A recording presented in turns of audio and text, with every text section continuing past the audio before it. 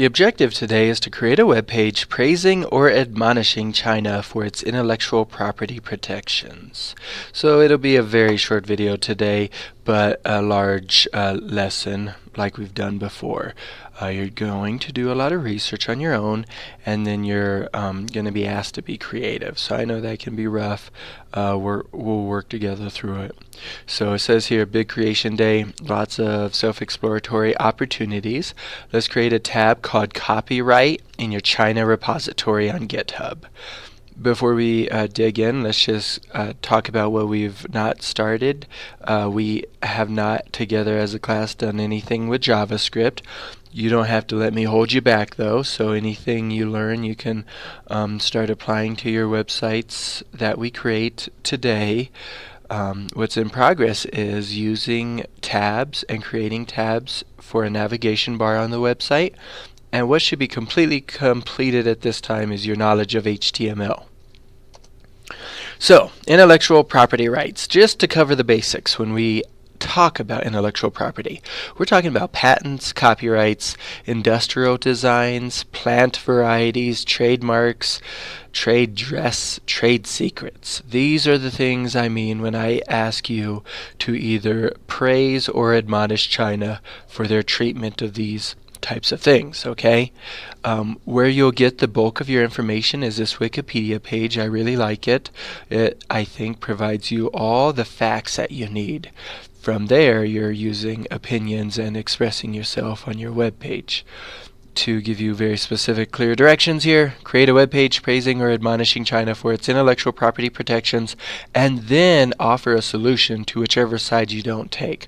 So let's say you're all about breaking copyright. Let's say you don't believe in it at all. What you're going to do is offer a solution for those who are disturbed by the blatant disregard for copyright. For example, the fact that you can walk into a market in China and buy Nike shoes and none of that money goes to the actual Nike company. Is there something you can offer that company to make them feel better about what they feel is a complete ripoff of their product? That solution part, I know it's asking you to really dig deep and be creative, but try your best. So think, write, share here. How much of an idea can you steal before you've stolen too much? We've talked about this in class before. You can use people's answers to help guide you in answering it yourself. But copy and pasting, not only is it never okay in this class, but I have a program that immediately alerts me to the fact that you've copied and pasted. So the question is, how much of an idea can you steal before you've stolen too much? Here's a picture of apparently a movie made in China that looks quite a bit like a movie made in America, and I doubt that money being made from this in China is going to Disney or Pixar at all.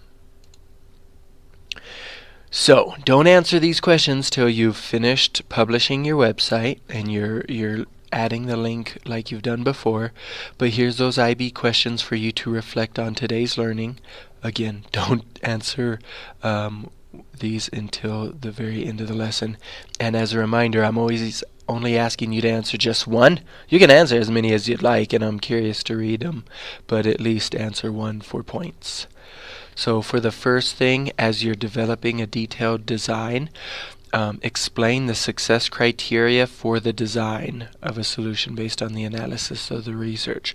So after you've researched, okay, you're analyzing that information and then creating a design that becomes obvious to me on your GitHub account, so I can look at that profile page and see your code there.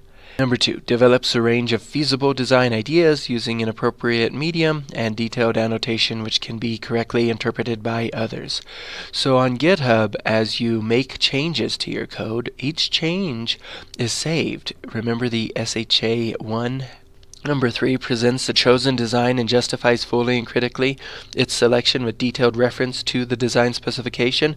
So that's something new we haven't done a lot in class. You're going to reference where you got information from and thus justifying your solution, okay?